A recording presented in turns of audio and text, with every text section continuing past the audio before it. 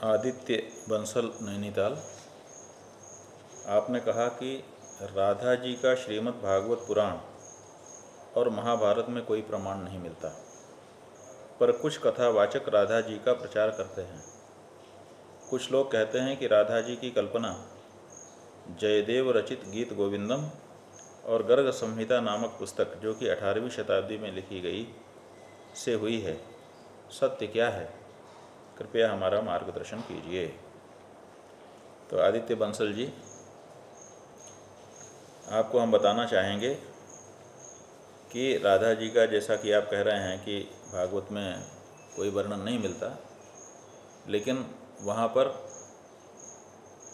सूत्र रूप में भागवत जी में भी राधा जी का वर्णन मिलता है। और राधा जी कोई कल्पना नहीं है कि वो गीत गोविंद में आ गई। गीत गोविंद भी कोई कल्पना नहीं है। गीत गोविंद इसीलिए लोकप्रिय है, विद्वानों में आदर का पात्र है, क्योंकि वो प्रामाणिक बात कहता है। तो गीत गोविंद में अगर राधा जी के बारे में कोई चर्चा की गई, इसका मतलब है कि राधा नाम कल्पना नहीं है, वो प्रमाण पर निर्भर करता है। गर्ग संहिता नाम की जो पुस्तक है वो भी प्रमाण हमारे यहाँ मानी जाती है। बात क्या है वो आप समझिए। राधा जो है वो देवी हैं और उनका पुराणों में वर्णन है। केवल एक ही पुराण में सब वर्णन नहीं आते हैं। जहाँ पर प्रसंग होता है वहाँ पर उनका विस्तार से वर्णन किया जाता है, जहाँ पर प्रसंग होता है वहाँ पर संक्षेप में वर्णन किया जाता है।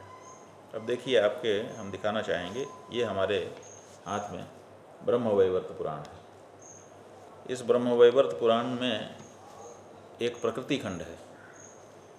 उस प्रकृति खंड के अष्टचत्वारिंशत् माने 48वें अध्याय में आपको एक वर्णन मिलेगा। हम कुछ श्लोक पढ़ के सुना दे रहे हैं। नारद और नारायण ऋषि का परस्पर संवाद हो रहा है।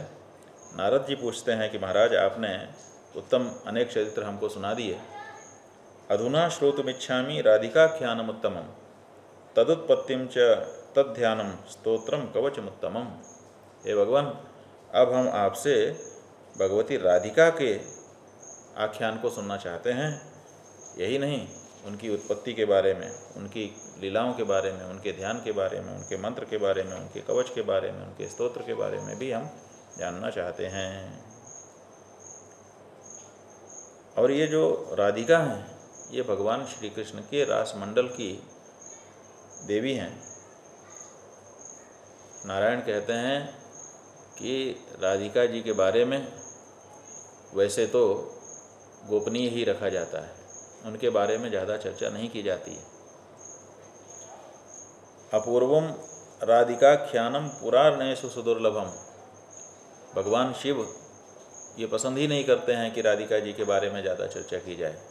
लेकिन जब पार्वती जी ने उनसे पूछा कि राधिका जी का जो आख्यान है प्रायः उसको छिपा लिया जाता है, नहीं बताया जाता है, तो हम उसको सुनना चाहते हैं। अपूर्वम राधिकाख्यानम पुराणेषु सुदुर्लभम आगमम निखिलम नाथ श्रुतम सर्वम अनुत्तमम।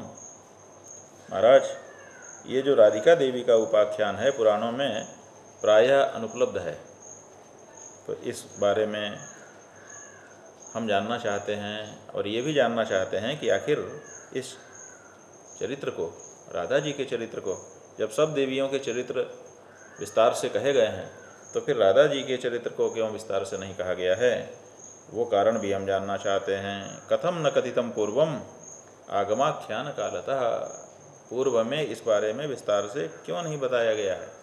आखिर इसको टाल देने का कारण क्या है? भगवान शिव ने जब पार्वती जी का ये प्रश्न सुना तो वो भी विचार में पड़ गए। कहने लगे कि देवी, निषिद्धो हम भगवता कृष्णेन परमात्मना। भगवान श्री कृष्ण परमात्मा ने ही मुझे रोक दिया है। आगमारंभ समय राधाख्यान प्रसंगता। आगम के आख्यान के समय में राधा जी का आख्यान भी हम कहने जा रहे थे, लेकिन भगवान श्री कृष्ण ने ही मुझे रोक दिया। उन्होंने कहा कि ये जो राधा देवी हैं ये भगवान का ही स्वरूप है। भगवान के अर्धांग में इनका निवास है। जानता तो मैं हूँ इनके चरित्र के बारे में, लेकिन ये जो कथा है ये चूँकि गोपनीय है इसीलिए इसको नहीं कह रहे हैं। लेकिन अब जब तुम आग्रह कर रही हो और तुम्हारा आग्रह इतना पहुँच चुका है कि तुम बिना सुने प्राण भी देने के लिए तैयार हो। मत्तो बलवती तुम च प्राणास्त्यक तुम समुद्यता, नहीं सुनाएंगे तो मैं अपना प्राण त्याग दूंगी, ऐसा जो कह रही हो, इसीलिए अब तुमको हम ये गोपनीय कथा भी बता देते हैं, तुम अपने प्राणों की रक्षा करो। इस तरह से भगवान श्री शिव माता पार्वती को भी राधा जी के चरित्र का वर्णन प्रत्यक्षतः नहीं करना चाहते थे, क्योंकि भगवान श्री कृष्ण ने ही उनको राधा जी के बारे में अधिक चर्चा करने से रोक रखा था। लेकिन ये माता पार्वती की प्रीति है कथाओं के प्रति कि उन्होंने भगवान शिव के ऊपर आग्रह की वर्षा की। भगवान शिव अंततः माता के आग्रह के वशीभूत हुए और उन्होंने राधा जी का दिव्य भव्य चरित्र सुना दिया। तो ये ब्रह्मवैवर्त पुराण के प्रकृति खंड के 48वें अध्याय में आप जाइए, वहाँ पर आप भगवती राधा के बारे में विस्तार से जान सकेंगे। ऐसा कहना ठीक नहीं है कि राधा कोई कल्पना है, बल्कि राधा वो शक्ति है, राधा के बिना श्याम आधा।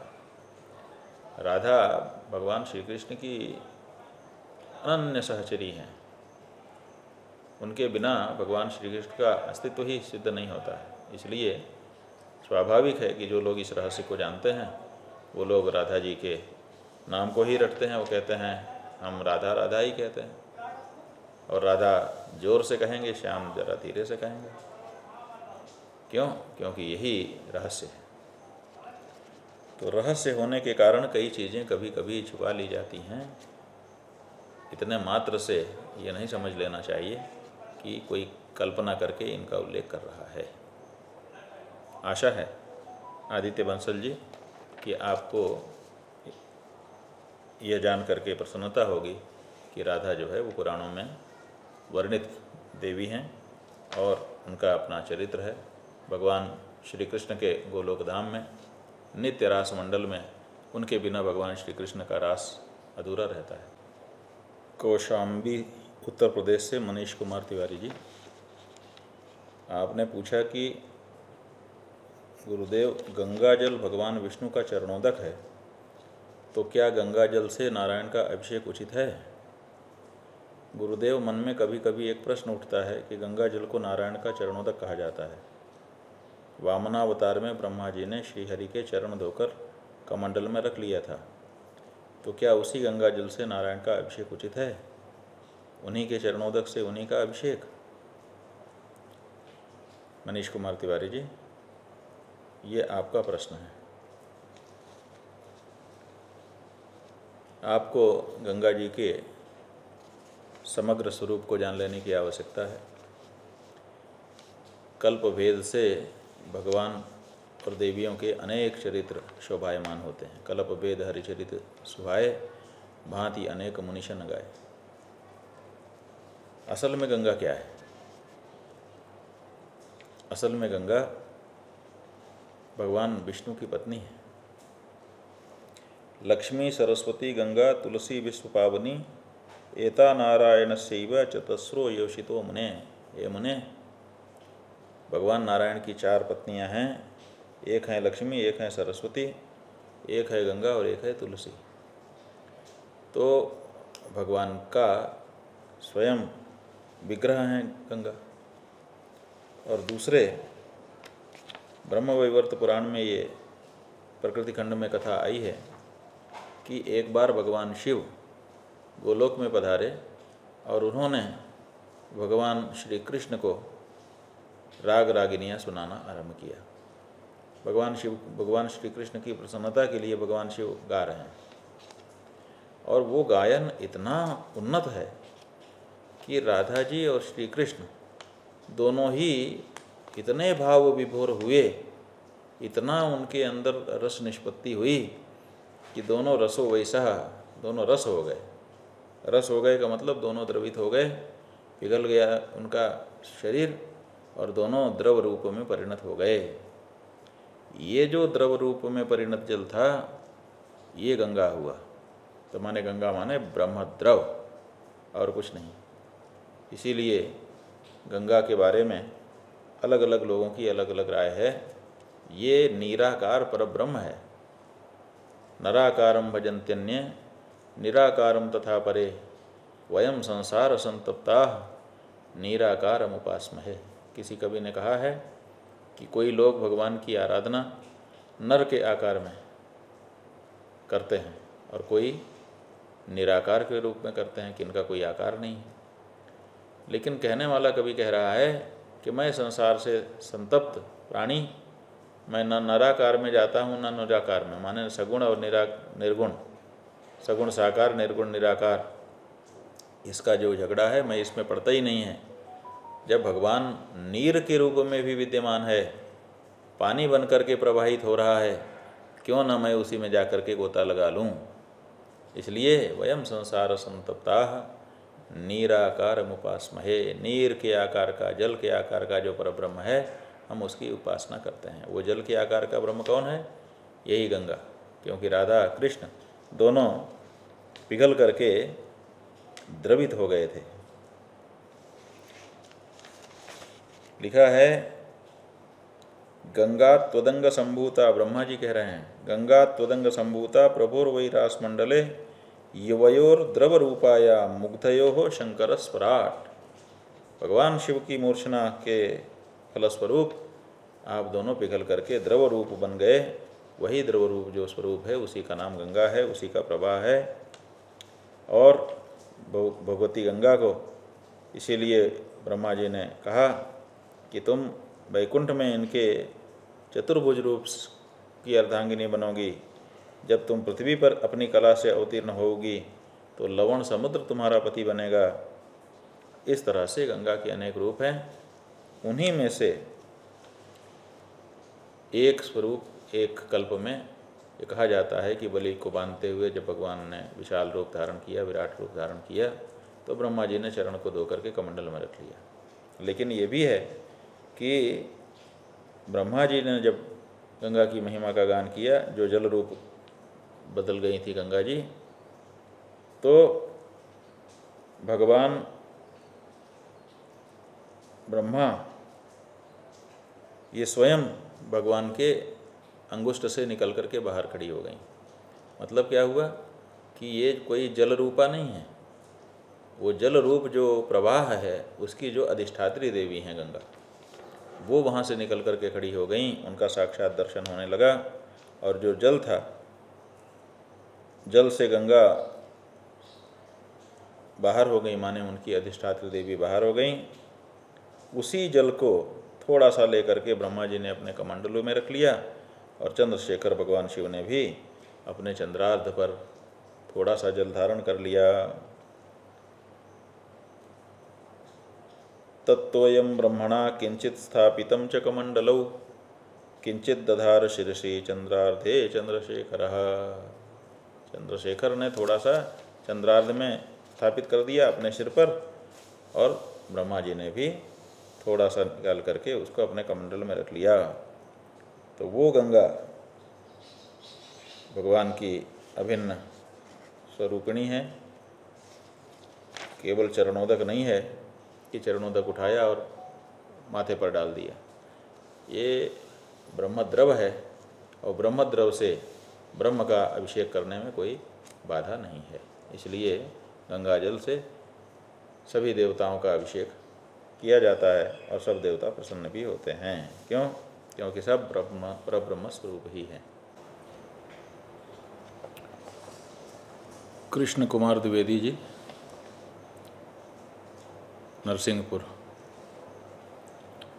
आप पूछ रहे हैं कि जीवात्मा और आत्मा में क्या अंतर है। तो जीवात्मा और परमात्मा में अंतर यह है, पहले तो आप समझ लीजिए कि आत्मा क्या है। शास्त्रों में बताया गया है, यदाप्नोति यदा दत्ते यच्चात्ति विषयानिह यच्चास्य संततो भावो तस्मादात्मेति कीर्त्यते। आत्मा जो है वो आपका जो सच्चा स्वरूप है उसी का नाम आत्मा है। शुद्ध आत्मा,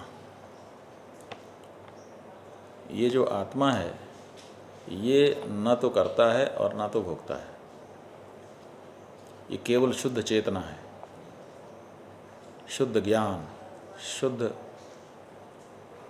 सत्ता, शुद्ध आनंद। इसीलिए इसको सच्चित आनंद के रूप में भी बताया गया है।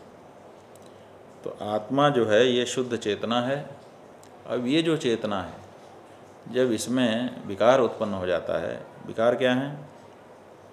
विकार ये हैं कि मन उत्पन्न हो जाता है, बुद्धि उत्पन्न हो जाती है, इंद्रियां उत्पन्न हो जाती हैं, इंद्रियों के अधिष्ठात्री देवता उत्पन्न होकर के इंद्रियों को विषयों की ओर भेजने लगते हैं, फिर विषयों का आदान प्रदान होने लगता है। ये सब कैसे होता है? ये सब ऐसे होता है कि अज्ञान आ जाता है, हम अपने सच्चे स्वरूप को भूल जाते हैं। आत्मा का मतलब है हमारा सच्चा स्वरूप। वो सच्चा स्वरूप कैसा है? और कुछ उसमें नहीं है, केवल सत्ता है, ज्ञान है और आनंद है।